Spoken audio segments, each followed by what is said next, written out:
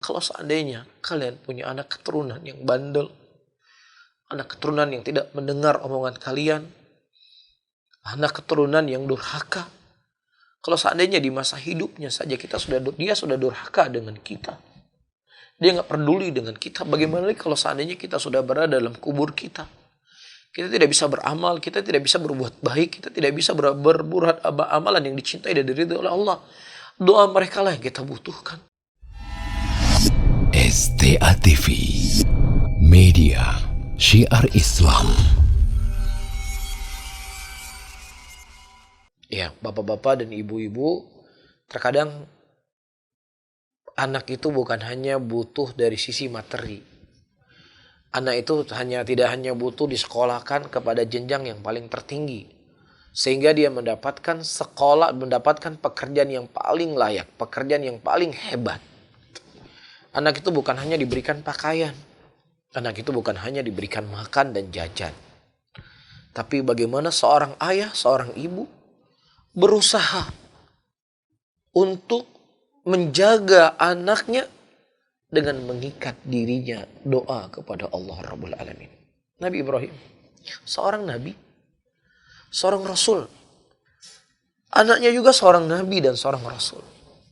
Yang tentunya anak yang baik, anak yang soleh, anak yang terjaga. Tapi bersamaan dengan itu Nabi Ibrahim alaihissalam tidak lepas berdoa kepada Allah agar diberikan keturunan-keturunan yang baik, keturunan-keturunan yang soleh.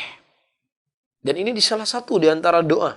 Dan sekian banyak doa Nabi Ibrahim alaihissalam yang Allah sebutkan dalam Al-Quran. Dan di antara doa-doa yang Allah subhanahu wa ta'ala sebutkan dalam Al-Quran dari doa Nabi Ibrahim adalah doa kepada anak keturunannya. Ini salah satunya. Ya, Rabbana waj'alna muslimaini lak wa min dzurriyyatina ummatan muslimatan lak. Ya Allah, jadikanlah kami dua orang yang selalu menyerahkan diri kepadamu. Dan juga kepada keturunan-keturunan yang kamu berikan kepada kami, ya Allah. Juga orang-orang yang menyerahkan diri kepadamu, ya Rabbku. Subhanallah. Dan juga dalam ayat yang lain Allah subhanahu wa ta'ala menyebutkan doa Nabi Ibrahim. Rabbi habli minas salihin. Ya Rabbku, berikanlah kepadaku dari anak-anak yang saleh. Ini menunjukkan pentingnya dan urgennya masalah ini, wahai ibu-ibu dan bapak-bapak. Ketika ibu-ibu dan bapak-bapak punya masalah dengan anak-anaknya, yang pertama difikir ada dokter psikologis. Yang pertama difikir adalah diberikan jajan yang banyak, diberikan fasilitas dan sebagainya. Dia lupa dengan Allah. Kita sudah sebutkan dari poin sebelumnya. Sesuatu apapun yang kita miliki, kalau seandainya tidak diberikan kekokohan oleh Allah, kita akan celaka, kita akan binasa. Hancur semuanya. Maka dari tanda ketauhidan seseorang, dari tanda ketergantungan seorang hamba kepada Allah, dia selalu mengikat dirinya dengan Allah dengan dalam doanya. Agar diberikan hal yang baik terkhusus kepada anak keturunannya. Annahu yanbaghi lil insani ayushmal dzurriyyatu fid du'a. Adanya seseorang dia memasukkan setiap doa-doa yang dia panjatkan kepada anak keturunannya.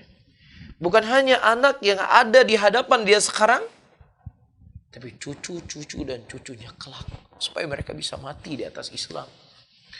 Supaya mereka bisa menikmati bagaimana indahnya agama Allah subhanahu wa ta'ala. Dikarenakan anak yang soleh itu ya pengaruh dari orang tua yang soleh.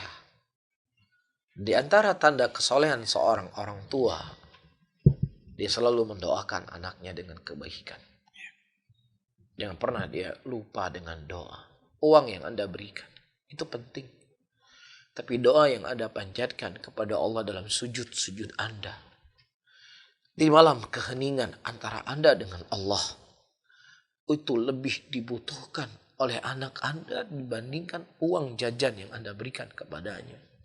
Ayah bunda, bangunlah di malam hari. Menangislah kepada Allah. Terisak-isaklah kepada Allah. Mohonlah kepada Allah, kalau seandainya kalian punya anak keturunan yang bandel, anak keturunan yang tidak mendengar omongan kalian, anak keturunan yang durhaka, Kalau seandainya di masa hidupnya saja dia sudah durhaka dengan kita. Dia nggak peduli dengan kita. Bagaimana lagi kalau seandainya kita sudah berada dalam kubur kita? Kita tidak bisa beramal, kita tidak bisa berbuat baik, kita tidak bisa berbuat amalan yang dicintai dan diridhoi oleh Allah. Doa mereka lah yang kita butuhkan. Di masa kita hidup saja mereka nggak pernah mendoakan kita. Bahkan selalu menyakiti hati kita. Ini masalah besar buat kita. Maka selesaikan masalah besar ini dengan doa kepada Allah. Bangun sepertiga malam. Menangis sama Allah. Mohon sama Allah Rabbul Alamin. Kalau seandainya Allah Subhanahu wa Ta'ala sudah berkehendak, kekuatan mana yang akan bisa menghalangi daripada kehendak Allah Rabbul Alamin? Kalau seandainya Allah sudah berkeinginan, iya, kekuatan super power mana yang bisa menghalangi keinginan Allah? Inilah yang kita butuhkan sebenarnya. Allah telah memberikan jalan yang mudah bagi kita. Allah telah memberikan sesuatu yang istimewa untuk kita. Tapi terkadang kita tidak menjadikan itu yang istimewa dalam hidup kita.